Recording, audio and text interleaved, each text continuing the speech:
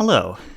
My roommate's cat would prefer that I be paying attention to her right now, but I'm recording this anyway. Welcome back to 922.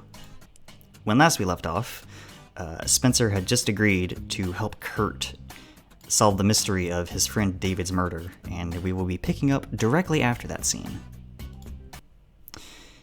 Calculus at 9 p.m. on Mondays. On Thursday mornings, I come in for 3 hours. After that, I go home and only come back in the evening. Guess I won't be working part-time this semester after all.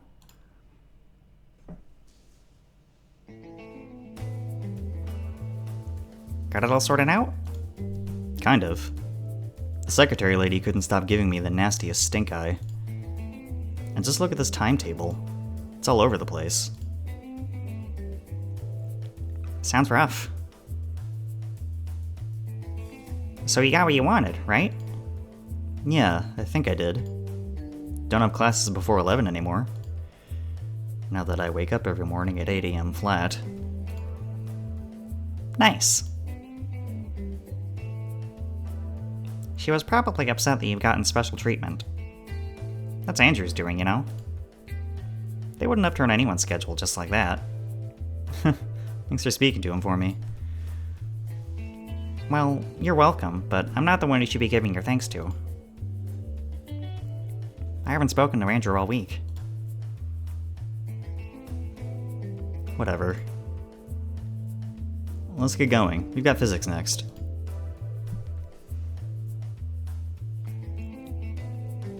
Out of the corner of my eye, in the distance, I spot a couple of girls talking.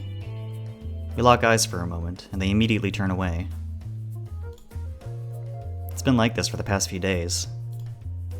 Just out of earshot, words like ghost and body snatcher get slung my way. Back in high school, I could only dream of this much attention. Buddy, not sure you would have wanted it, to be honest. High school sucks enough as it is. You know, I miss seeing you around so early in the morning. It's been nice having someone to hang out with during breaks. I mean, it's only been this week, but still. Man, you're making it sound like I'm moving out of state or something. I don't know what to make of Ian. We've only really met this Monday, and yet he behaves like we've known each other for years. And then there's this whole whispering business. It has to be him, doesn't it? Who else could be spreading rumors around about my death? Thanks, Ian. I miss you too. Distant thunder rolls by. Both the girls and Ian forget all about me, and in unison, raise their snouts to the sky. A weather app must not have been joking around about the storm tonight. Invisible, freezing droplets keep landing on the tip of my nose. Ever since I left the dorms this morning, I've been stuck moments away from having a sneeze. It doesn't rain here often, does it? No, it does. It's been raining all summer, actually. Don't know what happened this year. Must be global warming or whatever. Sweats nervously, looking directly at the camera. Everything's fine. So. You coming? I don't like that look. It's a pretty DreamWorks-ass face you got there, Ian. Coming... where? You know, the run. What run? The Freeman run. You really go out of your way to avoid reading emails, don't you? Just tell me. He leans in a little closer, as if to confer a secret. Sorry to ruin the pacing of the scene here to talk about my point here, but I just wanted to point out that I like the pacing of this game. The little pauses in between like dialogue boxes and like sprite changes. It's nice. It helps it feel more natural. Anyway.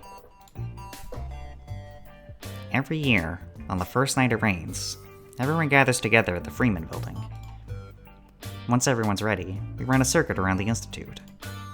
Visit every faculty building. It's a bit like a tour. In the rain? Yep. Sounds terrible. But wait. You gotta do it.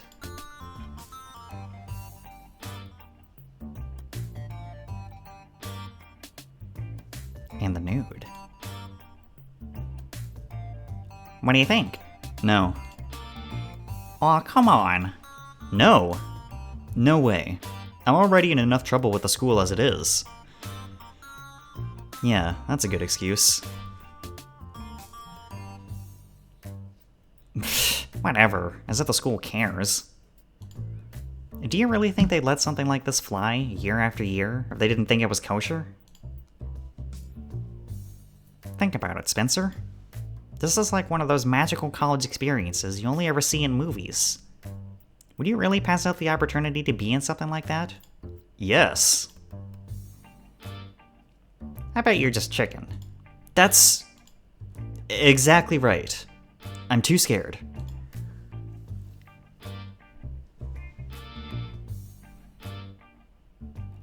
Man, you're no fun. Loosen up a bit. Live a little. It's Friday night, and it's not like you have anything else going on. I do, actually. Otherwise, I'll end up like that guy. Who? That emo kid. The one pretending to be cool, right there. Shit, I think he heard us. He's coming this way, oh god. Act cool, Spencer. Of course. Hey, Kurt. Doing better? Yeah, a lot. Is he alright? Yeah, Kurt, this is Ian. Ian? Kurt. Hi. Ian?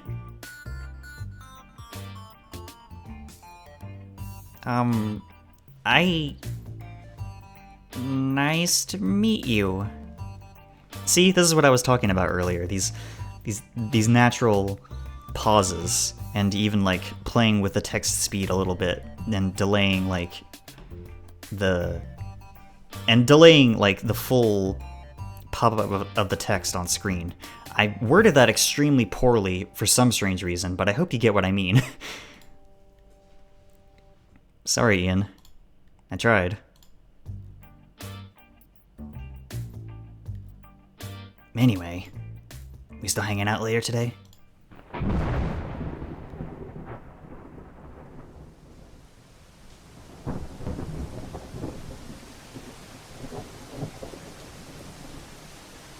Oh, huh. That's right. I forgot all about it.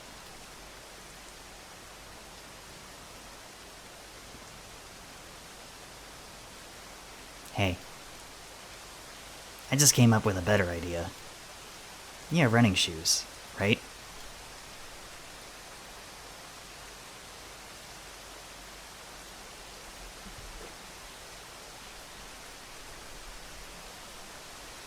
Idiot. Buffoon. Yeah, Kurt, I'd love to prance around butt naked in the rain like a hippie.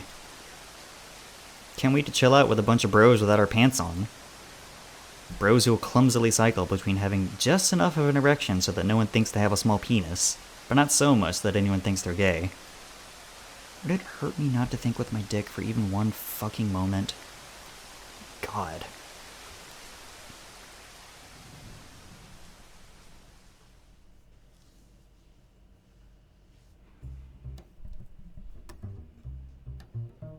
Once I'm there, it's as bad as I imagined it. A complete sausage fest. Bunch of skinny fat dudes praying to Jesus for a girl to show up. Most of them are still in their pants, making awkward small talk with one another to delay the inevitable. Neither Kurt nor Ian are anywhere to be seen. I spend a minute staring at the cardboard box I was given. It's gotten a bit soggy at the bottom, thanks to the puddle that was made under where I hung my umbrella. The guy at the entrance said the box is where my clothes should go.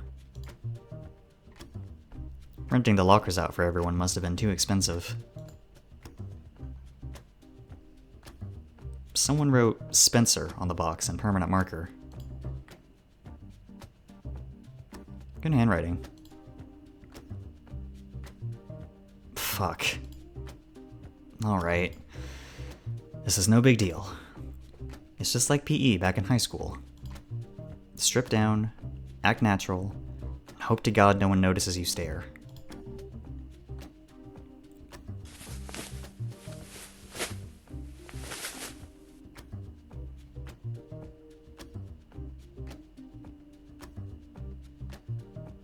There. Great. Now it's both awkward and cold. I always imagined that once I die, there would be a special circle in hell just for me. For all eternity, I'd stand around in the corner of a huge house party where I don't know anyone, pretending to text on my phone. That mental image has just gotten an upgrade. It's all the same, but I'm naked. Oh, and I can't have my phone. Where is everyone? Well, where's Kurt? I probably teased Ian off by saying yes to Kurt immediately after telling him no. Maybe I should tell him I owe Kurt a favor. That isn't technically a lie.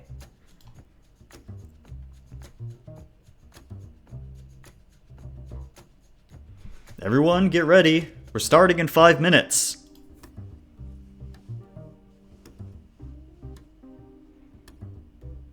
$8:25 already. Everyone starts awkwardly stripping down and then putting their sneakers back on. Oh, this is actually, right, okay. This is what I should have done to begin with. Not lose my clothes moments after I walk in. Everyone must think I'm a degenerate. Cool.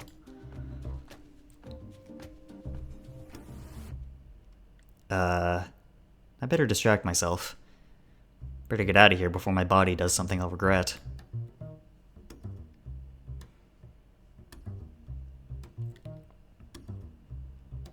I walk backwards, away from the entrance. At the end, the room turns, and I find myself passing by a row of showers, and then a set of bathroom stalls. Just as I'm starting to worry that I somehow wandered into the girls' locker room. Oh shit, there's Ian. Yo! He turns his head towards me slowly. Hey, Spencer? He says to my crotch. I almost thought I was gonna have to do the run alone. Jeez, I thought I had it bad. Ian didn't shake this hard when he was telling me about that corpse he found. Haha, yeah. Hey, I'm sorry? About earlier, it's just that I owe Kurt... No, oh god. I'm the one who should be sorry. So sorry that we pressured you into this. We? Listen, you're being hella brave right now. Overcoming your fears like that? Getting out of your shell. Actually... His voice raises another octave. I don't know that I can physically do that with my Ian voice, but I'll try my best. Just imagine everyone in their underwear, right? Or your underwear. Or whatever. It's like rock climbing or something, right? Just don't look down. I'll keep that in mind. And stick with me, alright? Just stick with me and it'll be all just fine. Sure thing, dude. Seems like I'm off the hook. We're starting! Everyone out to the court! Poor Ian. He's not even naked, technically. We're funneled out of the locker room through a set of corridors. My throat threatens to seize up as we step out onto a huge, empty basketball court. No one told me there would be a basketball court. More importantly, I had no idea so many people would show up. Like 40 or 50 bare-ass dude butts are mooning me all at the same time. Seems like Kurt decided not to show up after all. Out in front, the guy who previously gave me my cardboard box, wearing track pants and a jersey, drags over a chair and positions it in front of the crowd. Someone climbs up on top of it. Oh no. Ian, that better not be...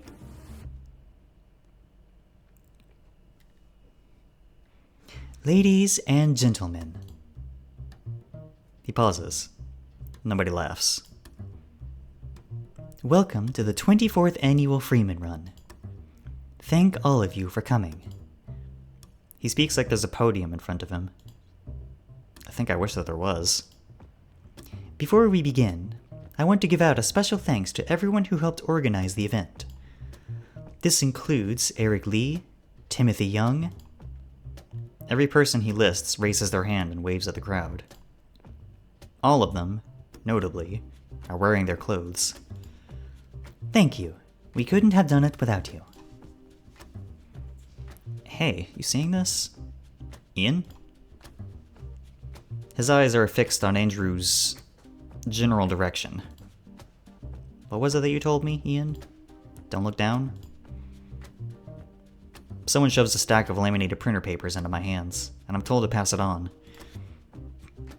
After that, we'll cross the courtyard, take a quick look at the Hill Memorial Fountain, and continue over to the Webb's building. On each sheet, there's a shitty 3D render representing the map of the campus. Someone had drawn a red path on it in MS Paint. I take one sheet for myself, one sheet for Ian, and, after a moment's deliberation, another one for Kurt. I slap them onto Ian's chest and pass the rest along. Huh? What? You're the one with the jacket. Hold on to these.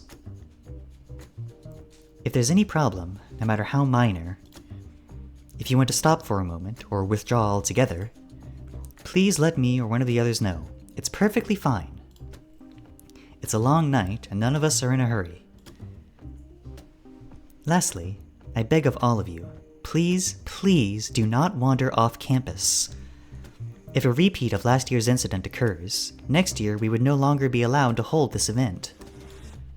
Any questions?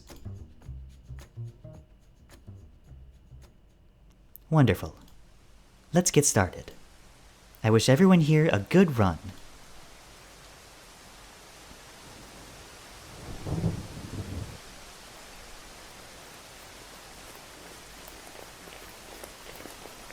My tits are freezing.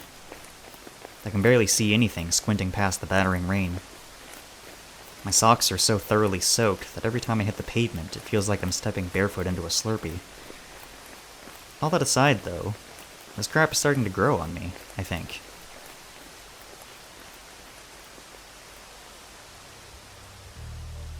Back home, before I flew out here, I would run every evening. It wasn't because it was healthy, or because I wanted to compete, or any of those other legitimate reasons. It just gave me something to do in the evening. Gave me an hour to disconnect, be alone with myself. It sounds pretty legitimate to me. I used to do a similar thing. I would sometimes walk around the block of my neighborhood for 30 minutes every night. I stopped doing that a few months ago after my foot injury, but, it was pretty fun, pretty nice while it lasted. It's good to just find something to do to decompress for a while. We're all pressured to always be doing things in modern society. It's fine to just not do anything sometimes, or do something just because, just for the sake of doing it. It's cool, I promise.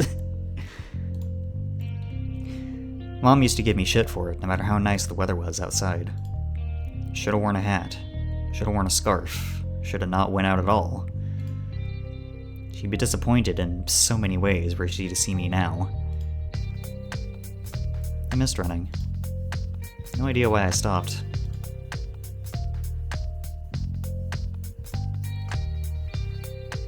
The group has naturally filed itself into 2 rows while we jog to our first destination. Each pair keeps about a tail-length's distance away from the pair ahead of it. We take a cool, slow pace. If we took it any faster in this weather, the entire group would immediately tire out. This is such a bizarre experience. There's chatting, There's laughing. There's a break in formation when someone plays out a mean joke. We're out here naked, trying our hardest to catch pneumonia. And everyone's just kinda cool with it. Funny you should say that, Spencer. You wanna know a secret? Nudity isn't a big deal. Or at least it shouldn't be. Western society has weird hang-ups about nudity. It has weird hang-ups about a lot of things in general, and I'm not gonna get into all that, but like, a lot of us are like raised to view nudity or being naked around other people as like shameful or embarrassing at best. And it's like, it's not that. It's fine. Like, it's just bodies. Everybody's got one. Everybody's got bits down there. It doesn't have to be a big deal, I promise. But anyway, I digress. That was a whole unnecessary tangent. I'm gonna get off my soapbox now and continue on with the story. Like it's nothing at all. Maybe Ian was right. When would there ever be a time outside of college I'd have done something like this? If you're closer to him, the spray bouncing off his rain jacket makes being around him extra cold. Hey, breathe slower. Take more air in. In through your nose and out through your mouth. Dries up your throat less. He throws me the thumbs up, weakly. I don't think he heard what I said, but what he did hear was the narrator muting her microphone to take a drink.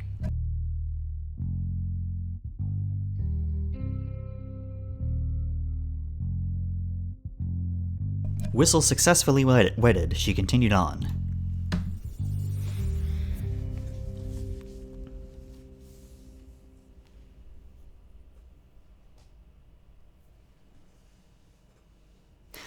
The Lewis Science Building, named after Dr. Ronald J. Lewis, is the home of the Department of Education and History.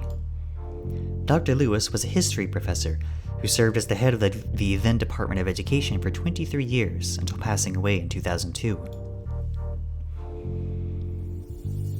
We form a semicircle around Andrew, who's standing on top of some masonry.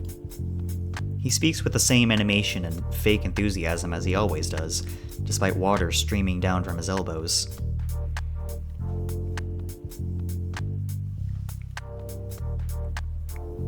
You holding up all right?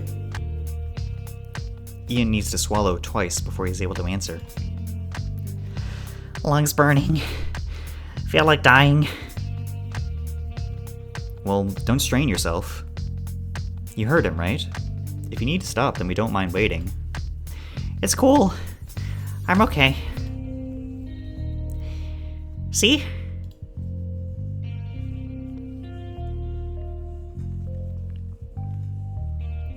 We crisscrossed between buildings.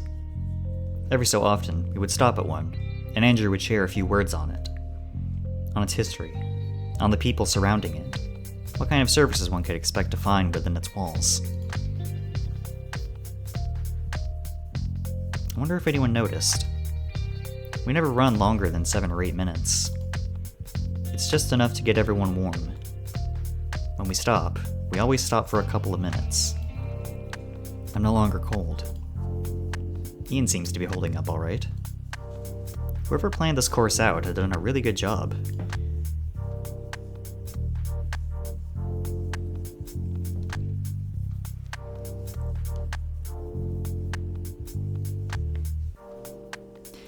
The Jefferson School of Business and Economics, or simply the Jefferson Building, was the last building to be completed before the Institute opened its doors in 1976.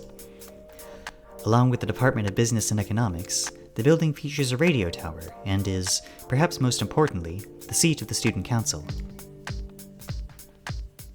That's where you go when you want to hang out with me. Someone to the left offers a polite chuckle. It would be remiss of me not to mention the controversy surrounding the building. Construction had started in 1965. The observant among you would realize this means the building took 11 years to be built. Oh, hey, Kurt? Ian, right? Its total cost of construction was well over $50 million, adjusted for inflation. Yeah, here. It's a map of the course we're running. During its construction, a total of 5 people lost their lives, and 2 were injured to the point of being disabled. Needless to say, it had been an enormous burden on the county. Huh. Thanks.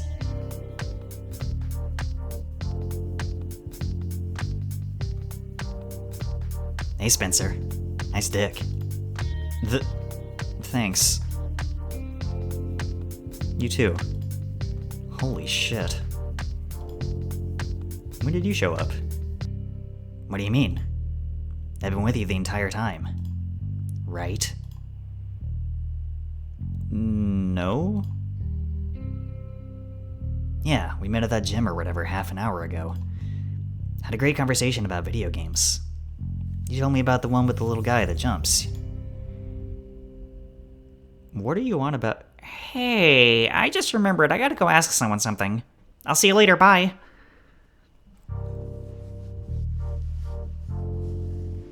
What's his deal? I don't know if he knows what his deal is. Anyway. I stole some shit from the entrance to the fallout shelter. You what? Hid it in a classroom. I'll show you later. Did you know they put guards by the entrance to the tunnel? On the other side, too. Even put keypads on the doors, little shits. Kurt, that's... Those morons are probably out there looking for a guy in a hoodie. So if anyone asks, all this time I've hung out with you.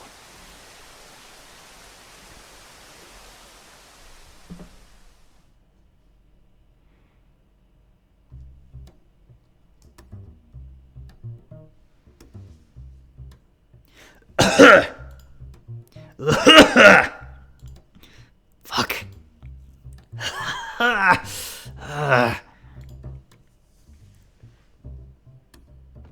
Making our way back, I was getting myself ready to fumble through some hard-hitting questions.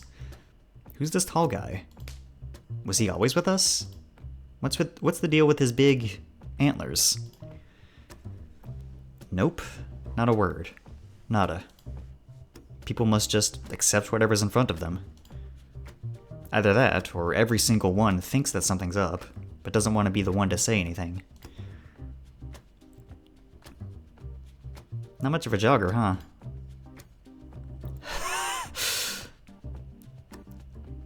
If you pass out, I'm taking my towel back, alright? Fuck you too.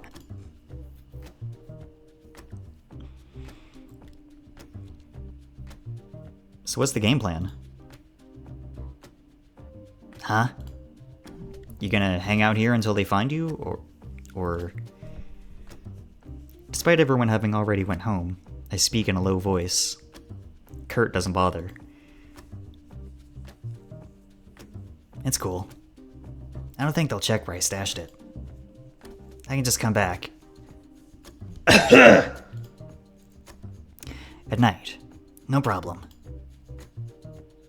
You realize they lock this place at night, right? Whatever, I can climb the fence. There's cameras. Not everywhere. And you know exactly where they all point. And that they definitely weren't moved after there was, you know, a murder here. And a robbery, I guess. Pretty much, yeah. What? Yeah, I checked in with Andrew about it. For fuck's sake. Andrew Park, the guy giving us the tour. You know him, right? He organized the run this year. He just knowingly let you steal shit on campus? Something like that. He's how I know no one's watching the cameras in the Jefferson building. I like him. He's alright. Sometimes I wish I wore glasses just so I'd have more excuse to pinch the bridge of my nose. Are you seriously gonna sit here naked for 5 hours? Half naked, even? I bet they're looking for their stuff as we speak. And you said you left your stuff with it? Your phone, and your wallet, and your ID? A regular Batman, you are.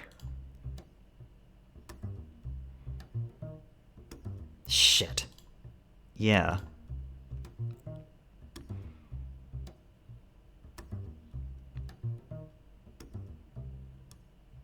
Hey. Can I ask for a favor?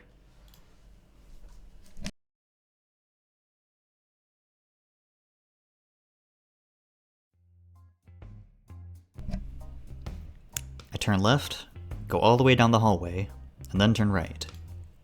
There's a stairwell there. I ascend 2 floors. I risk glancing behind me as I turn a corner. No one's there. Or at least I hope so. My whole concept of how social power works is bullshit. No matter what it is that you're trying to trick the other person into doing, all you need to do is make it seem reasonable for, like, a second. No stirring motivation, no threats. Just make them go, God, whatever, until they go along with it. It would seem more awkward to back out than to keep going. Even if it didn't seem reasonable before. Even if it definitely doesn't seem reasonable now. By then, you've got them making rationalizations just to justify their shitty decision. I really want to see what's in that bag.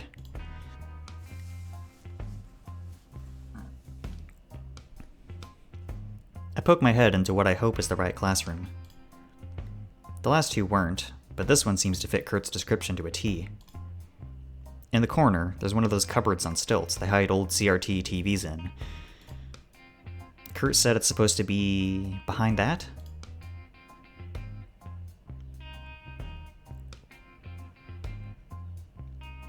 He folded his clothes?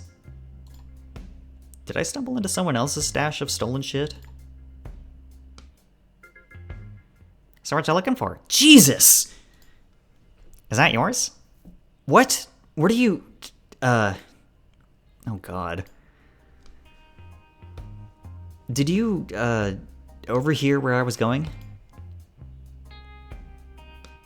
Nah.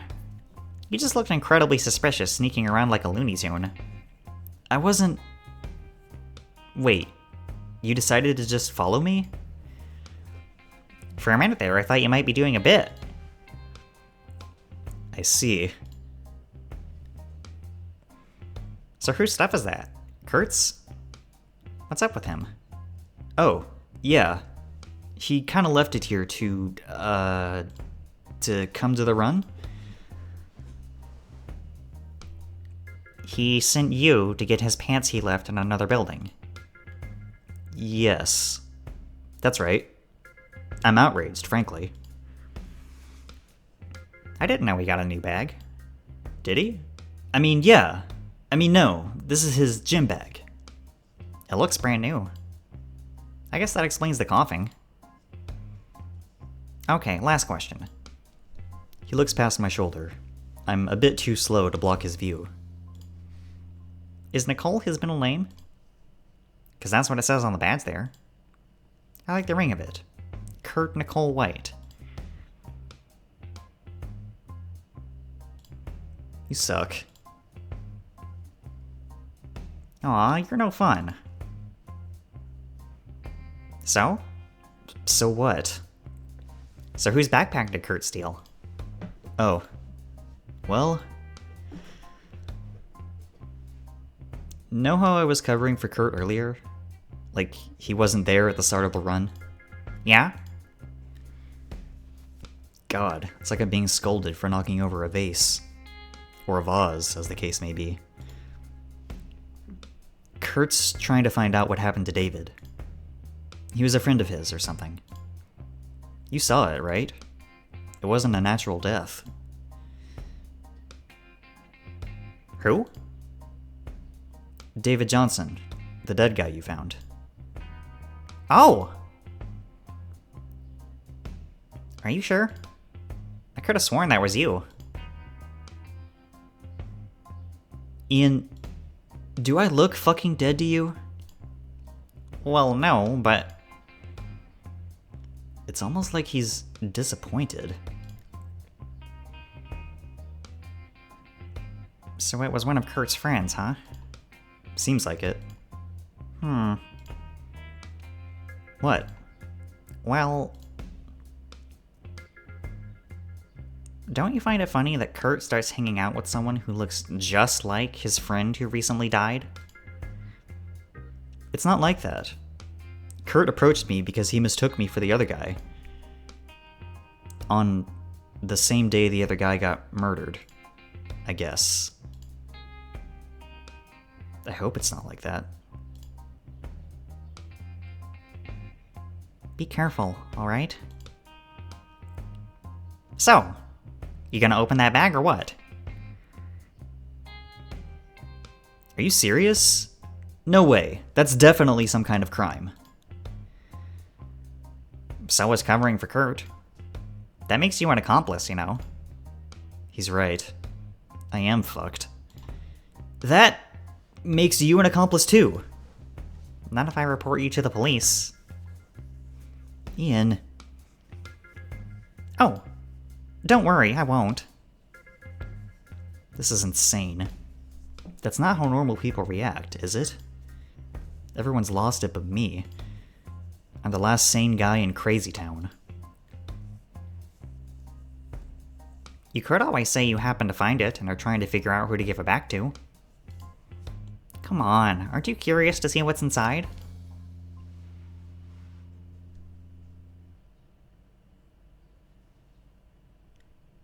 I don't know what I'm expecting to find here. A big evil plan in a 3-ring binder? I handle the bag with tissues from a tissue box I found in a random desk drawer. Find, even. I promise I know what words are. I pull out a book.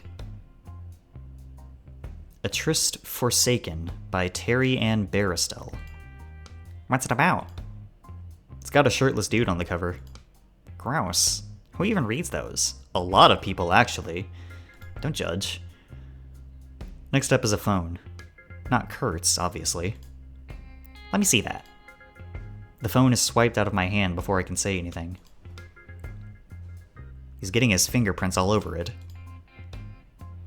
It's locked. Good. Last is an employment agreement? It's a few pages long, folded over the staple. Employee agrees that he will at all times faithfully, industriously, and to the best of his skill, ability, experience, and talents, perform all the duties required of his position. In carrying out these duties and responsibilities, blah blah blah blah. Here we go. Job title is just security guard position. Do you know what a waiver of subrogation means? Probably nothing to do with cloning. Or ghosts. Thanks. Employed by the County of Rockland. Any idea where that is? Here, dude. That's where we are. Lame. The pin isn't 1111 or 1234 or anything like that. This doesn't make sense. It really doesn't. Wouldn't they just be cops if they were employed by the city? What's with this security guard business? He hands me back the phone. I almost grab it without my tissue. I bet it's just some legal loophole they're jumping through or something. They're probably employed through the Institute, but it goes through the county for some reason. You think so? I mean, what else could it be?